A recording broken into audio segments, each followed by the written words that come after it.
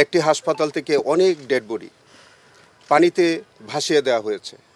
সেই তথ্য আমরা ইনভেস্টিগেশনে পেয়েছি। তারা যদি মনে করে থাকেন যে তারা পার পেয়ে গেছেন, তারা বুকার স্বর্গে বাস করছেন।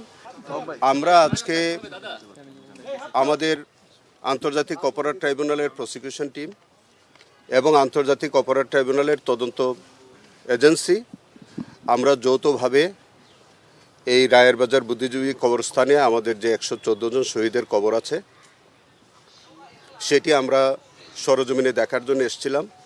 আপনারা জানেন যে আমাদের জাতিসংঘ রিপোর্ট অনুযায়ী 1400-এর মতো আমাদের শহীদ হয়েছে এবং আমাদের প্রায় 15 থেকে 20 হাজারের মতো আহত এবং পঙ্গুত্ব বরণ করেছে।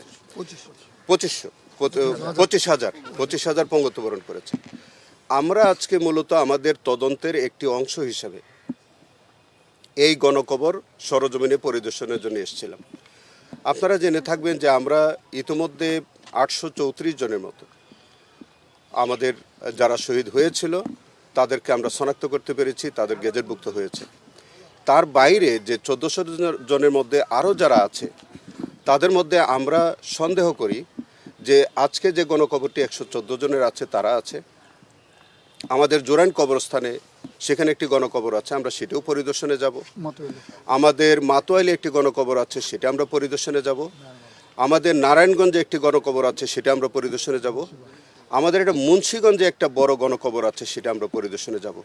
এবং প্রত্যেকটি গণকবরে আমাদের যে ডিএনএর মাধ্যমে আমাদের সেই শহীদদের লাশ শনাক্তকরণের জন্যে আমাদের ইনভেস্টিগেশনের পক্ষ থেকে আমরা সেইভাবে কাজ করেছি। অনেকে ডিএনএ টেস্টের মাধ্যমে আমরা কিছু কিছু রিপোর্ট আমরা পেয়েছি। আরও আমাদের তদন্ত অব্যাহত আছে এবং যেভাবে তাদেরকে শনাক্ত করা সম্ভব হয় সেভাবে আমরা কাজ করে যাচ্ছি। আপনারা জানেন যে এই 4-5টি গণকবরের বাইরেও তখনকার সময় আপনাদের মনে থাকবে যে তখন অনেক হাসপাতালে অনেক ডেড বডি থাকতো যারা জুলাই যোদ্ধা শহীদ। তাদের এই ডেড বডিগুলো তখনকার হাসপাতালগুলো অনেকগুলো হাসপাতাল, সেগুলো আমরা চিহ্নিত করার চেষ্টা করছি। আমরা এখন এই হাসপাতালগুলোর নাম আমরা বলতে চাই না। সেখানে তারা রেজিস্ট্রিতে এন্ট্রি করতেন না এবং বেওয়ারিশ লাশ হিসেবে তারা এইগুলো ডিসপোজাল করতেন।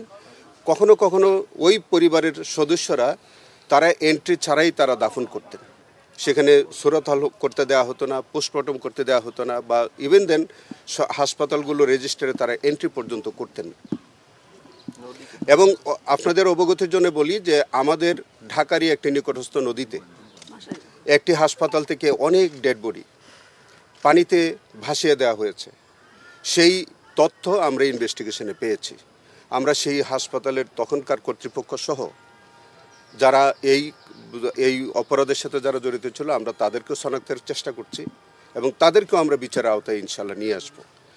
আমরা যে 14 জাতিসংঘের রিপোর্টের যে 14 যে তথ্য আমরা পেয়েছি, আমরা সেই তালিকা অনুযায়ী প্রত্যেকটি শহীদ পরিবার এবং শহীদ সেখানে সেগুলো আমরা শনাক্ত করার জন্য আমরা জোরালোভাবে আমরা তথ্য করে দেখছি।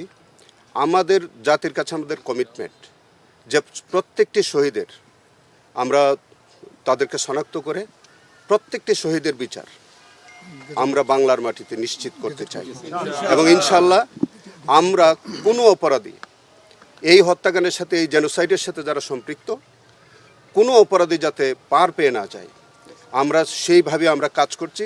আমরা আপনাদের মাধ্যমে আমরা জাতিকে প্রতিশ্রুতি দিতে চাই যে এই গণহত্যার সাথে যারা জড়িত, রাষ্ট্রের যত বড় ব্যক্তি হোক, রাষ্ট্রযন্ত্র যারাই জড়িত থাকুক, এবং যারা এর মধ্যে তারা যদি মনে করে থাকেন যে তারা পার পেয়ে গেছেন, তারা বুকার স্বর্গে বাস করছেন, আমরা আমাদের ইনভেস্টিগেশন আমাদের প্রসিকিউশন টিম এই প্রত্যেকটির বিচার ইনশাআল্লাহ আমরা বাংলার মাটিতে নিশ্চিত করব।